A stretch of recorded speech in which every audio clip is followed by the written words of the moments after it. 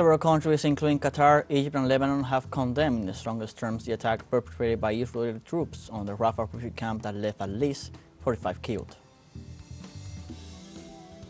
In Colombia, the torrential rains hit Quibdó in the department of Choco, one of the country's poorest populations. BRICS Economic and Financial Forum began on Monday in Moscow, the capital of Russia, with a working agenda aimed at promoting the new global economic order.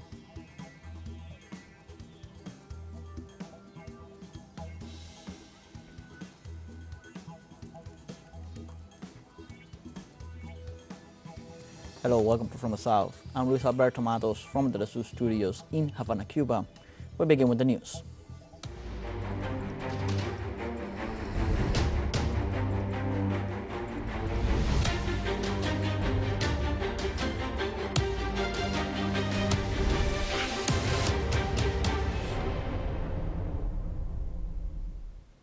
In the Middle East, several countries, including Qatar, Egypt, and Lebanon, condemn in the strongest terms the attack perpetrated by Zionist troops on the Rafah refugee camp.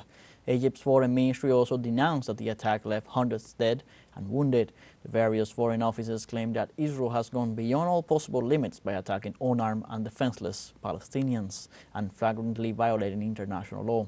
The Qatari foreign ministry warns that the aggression on Rafah makes any negotiation with Hamas much more difficult and increases the risk to lives of Israeli hostages.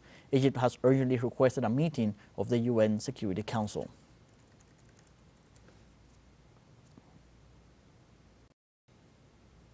This comes after 8 Israeli missiles targeted an allegedly safe camp housing displaced Palestinians near Rafah on Sunday. The latest information states 45 people were murdered in the attack while 249 were injured. Reports from sites state that many were burned alive inside their tents in an attack that came days after the International Court of Justice from the UN ordered Israel halt all military actions in the region. Let's recall that since October 7, 1.4 million Palestinians have been forced to seek refuge in Rafah due to Israeli attacks. The government media office in Gaza highlighted in a statement that the Israeli army attacked at least 10 displacement centers affiliated with the UN Agency for Palestinian Refugees. It added that the recent attack on refugee camps in Rafah was carried out using at least 8 bombs of 2,000 pounds. The office stressed that the attacks are a clear message from Israel and the U.S. government to the International Court of Justice and the global community that massacres against displaced people will continue, as will the violation of international law.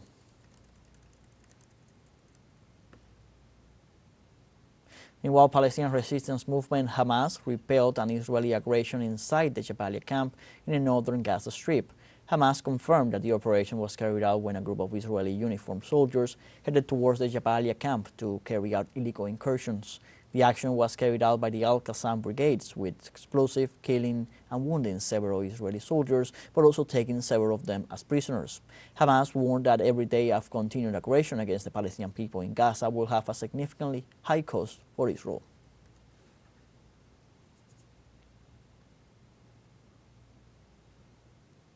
Palestinian authorities confirmed on Sunday the entry of a humanitarian aid convoy to the Gaza Strip from Egypt through the Kerem Shalom crossing. According to the Egyptian Red Crescent, about 200 trucks, each carrying between 15 and 20 tons of food, water and medical supplies, entered the Gaza Strip. This being the first time Egypt has sent aid to the Palestinian territory since Israel seized the Palestinian side of the Rafah crossing 20 days ago. The aid will be delivered to the United Nations on the Palestinian side. Despite the arrival of the shipment, authorities warned that the aid reaching the Gaza Strip continues to be insufficient for the Palestinian population affected by the bombings. On Sunday, at least 70 NGOs, through a joint statement, urged United Nations and other international organizations to officially declare a state of famine in Gaza. The International Center for Justice in Geneva, the Euromed Human Rights Observatory, and other NGOs made an urgent appeal to the competent authorities in view of the current food shortage and acute malnutrition rates affecting the entire Gaza Strip. In the official statement, these agencies point out that the entire population of the Gaza Strip, including the districts of Deir al-Balah, Han Yunis, and Rafah, are experiencing high levels of food insecurity. It should be noted that the shortage of basic supplies is a consequence of the ongoing conflict and of Israel's blockade to the entrance of humanitarian aid.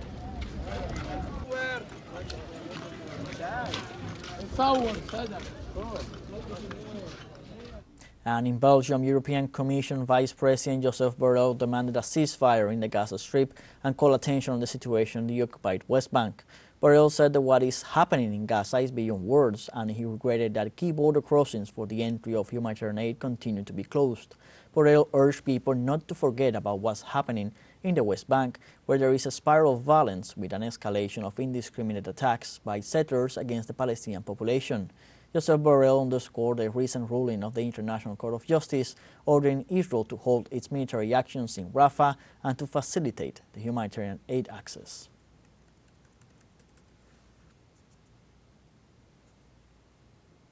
In other news, the Iranian executive unveiled on Sunday a documentary with the last hours of the President Ibrahim Raisi and his entourage, confirming that the crashed helicopter never left the route and that there were no impacts of projectiles.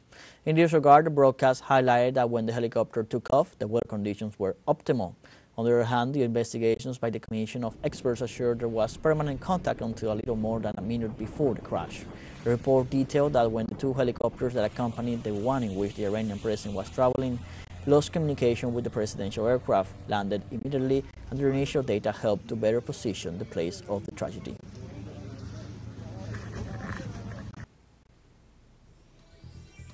Let's now take a short break, but remember you can join us on TikTok at teleSUR English, where you'll find news in different formats, news updates, and much more. Other stories coming up. Stay with us.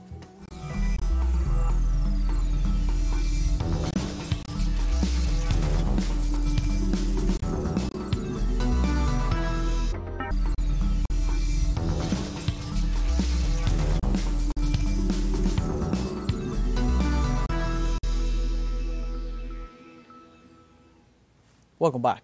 In Venezuela, the digital campaign Nicolike, an initiative to confront the censorship imposed on President Nicolás Maduro in social medias, launched.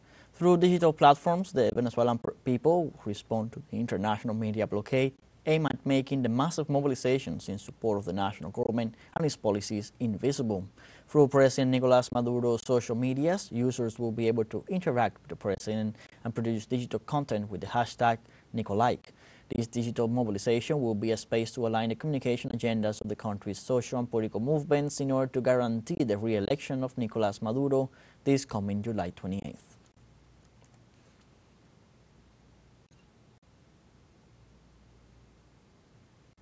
In this context, the president of Venezuela, Nicolás Maduro, marked the beginning of the digital campaign hashtag Nicolike, publishing through his social media X that today, Sunday, they are going to defeat censorship and banning in the networks, joining efforts and assuming a new attitude and power.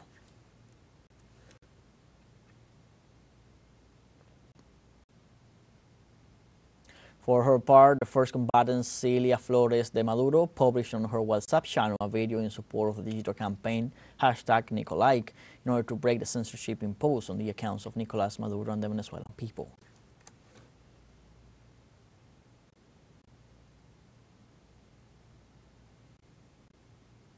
Likewise, the Minister of Communication, Alfred Nazareth, stated on X that the hashtag Nicolike campaign begins a challenge to break the censorship and banning of President Nicolás Maduro on social medias and encourage people to follow Nicolás Maduro's channel on WhatsApp. Venezuelan Foreign Minister Iván Gil also joined the digital campaign and wrote on the social media X that now everyone is breaking the censorship in the social medias and encouraged everyone to follow all the accounts of President Nicolás Maduro, comment with the hashtag Nicolike.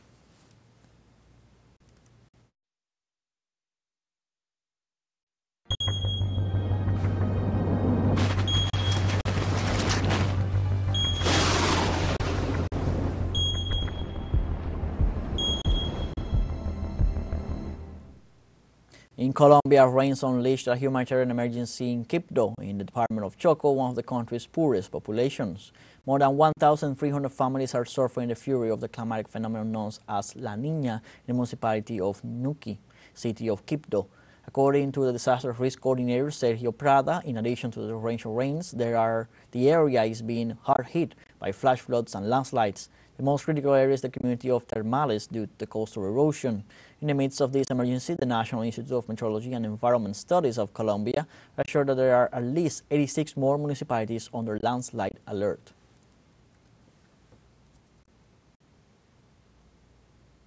Mexico experiences its third heat wave with temperatures of up to 45 degrees Celsius. The National Water Commission forecasts high temperatures for 17 of the 32 states, including Sonora, Chihuahua, Sinaloa, and Nayarit.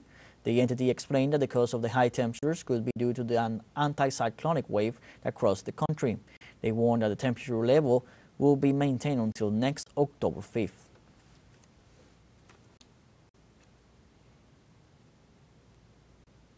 And the U.S. authorities report over 12 people killed after heavy storms and tornadoes in the state of Texas. Authorities added that several people were injured. They also detailed that dozens of homes were destroyed and thousands of citizens are without power due to adverse weather conditions. The National Weather Service issued a storm warning for the state of Oklahoma, specifying that the situation was very volatile and could bring tornadoes, hail, or dangerous winds. Meanwhile, in Bangladesh, late Sunday evening, Cyclone Remal hit the southern coast and parts of neighboring India with forecast winds of up to 81 miles an hour. Meteorologists predicted the cyclone would unleash a storm surge of up to 12 feet high above normal astronomical, which were dangerous. Cyclones have killed hundreds of thousands of people in Bangladesh in recent decades. The number of superstorms hitting its densely populated coast has increased sharply from one a year to as many as 3. Most of Bangladesh's coastal areas are a meter or two above sea level, and high storm surges can devastate villages. Authorities issued the highest level alarm, warning fishermen to not go out at sea and trigger an evacuation order for those in at-risk areas.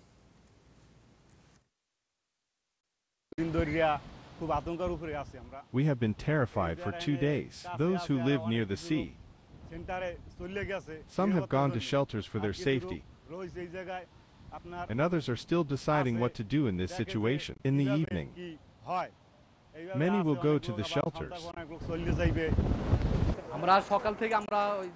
Since this morning, we have been instructing the local people and tourists to go to the safe shelters, as the 10th level of danger has been reached. We are also trying to help people secure their homes and businesses with ropes so they can stay put during the storm. We have a fun short break coming up, but before we invite you to join our WhatsApp community for our English-speaking audience. You can scan the QR code on screen to join directly and share the link to reach more people. Concern news coverage of Latin American and Caribbean as well as the rest of the world. Stay connected and informed with teleSUR. Fun short break, don't go away.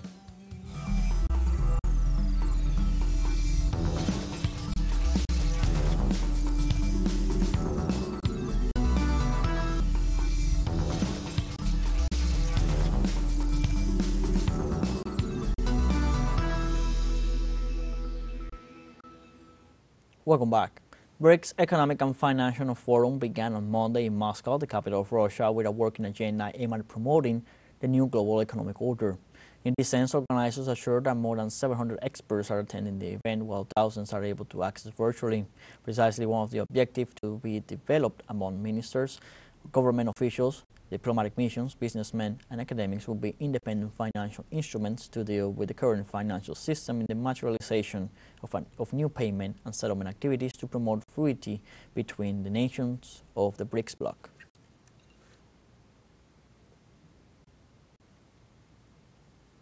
Meanwhile, in western Russia, a Ukrainian drone strike killed one person and injured 3 others in Orel province.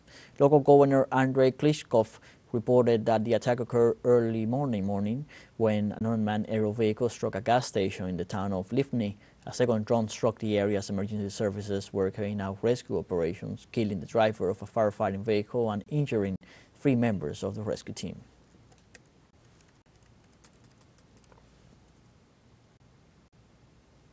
Over the weekend, South African political parties held their final rallies ahead of Wednesday, May 29th, key election day.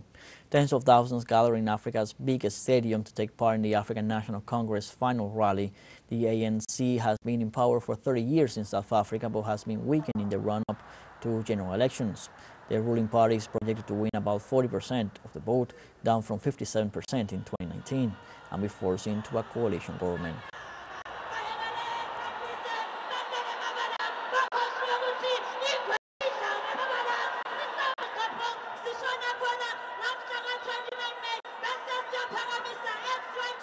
We gather here carrying with us the hopes and aspirations of millions of our people across the length and the breadth of South Africa, to declare that together we will do more and we will do better.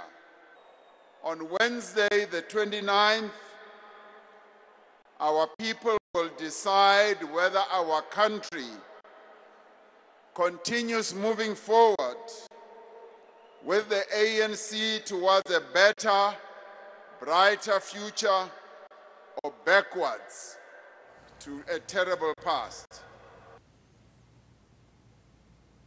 In this context, the radical left opposition party Economic Freedom Fighters held its final rally ahead of the May 29th election. EFF firebrand Julius Malema said May 29th was going to be the beginning of a new nation. For his part, former South African President Jacob Zuma gave the keynote speech at the rally for his newly formed Umkhonto we Sizwe party. Zuma, who has a conviction for contempt of court, has been barred from standing as an MP and thus from the presidency.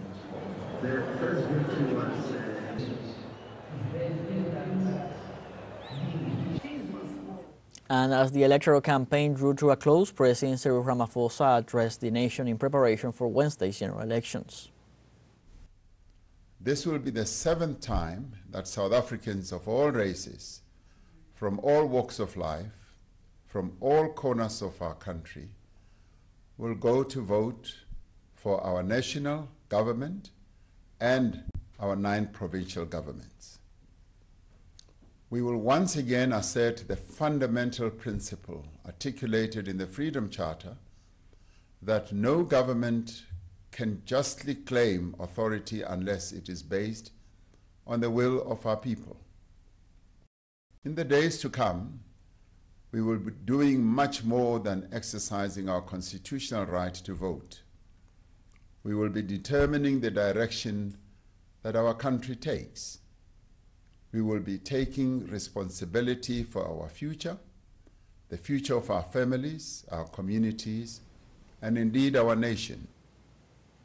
Ramaphosa added that all is set to guarantee security during the election day so that all South Africans can exercise their democratic right.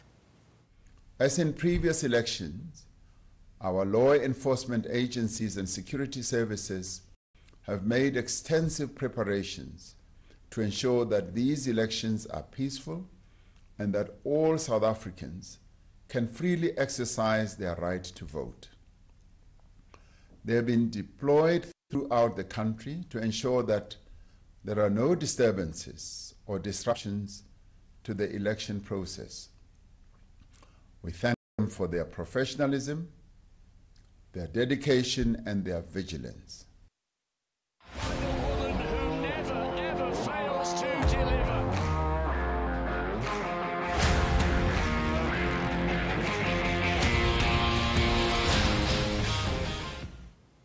In France, Kylian Mbappe was proud to leave Paris Saint-Germain with his head held high after winning the Coupe de France final on Saturday, and stated he will wait for the right time to confirm where he will play next season. Mbappe's contract is now up, and he recently confirmed he would leave at the season's end as a free agent, with Real Madrid expected to be his next destination, even if neither the player nor the Spanish Giants have made any announcement. Mbappe did not score in Saturday's game and so leaves his hometown team with a club record tally of 256 goals in 308 appearances. The player talked about his time at the club and the great experience he had playing for them after 7 years. He was also happy to leave the club by contributing to the team's victory and winning the Coupe de France final.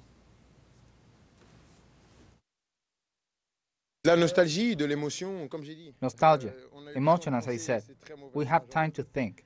It's very bad for the football player. Frankly, it was cool, because I always knew where I was, in good times and bad, and I was able to make the most of this unique experience. Playing for Paris Saint-Germain is unique. It's something I recommend to anyone who wants to experience greatness in their own country. Being French, I had the chance to experience it now.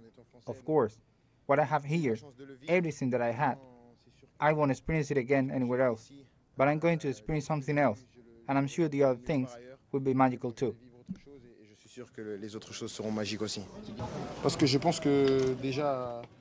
Because I think that, first of all, the best thing to do is to finish saying goodbye, I think all I wanted was to finish well with my club. There's a trophy. I think there's a time for everything. I'll announce my new club in due course. I think we're only a few days away. There's no problem. I don't know. I don't know yet. It's still a few details. But the most important thing was to finish well here, no matter what happened. And the most important thing was to bid farewell to the club, to Paris Saint-Germain, and to win one last trophy. Obviously, he's a different player. We're not going to replace him with another player. Forget it. There's no replacement for Kylian Mbappé. We're going to do it through the team. 4, 5, or 6 recruitments. The ones we can make, and Kylian's replacement will be with the fans we have and with the ambition this club has to try and win everything. That's what we are going to try in the following seasons, and we'll see if we are capable of achieving it. We are from the end of this news brief. You can find these and many other stories on our website at telesurenglish.net. So join us on social media, Facebook, X, Instagram, Telegram, and TikTok. For TeleSUR English, I'm Luis Alberto Matos. Thank you for watching.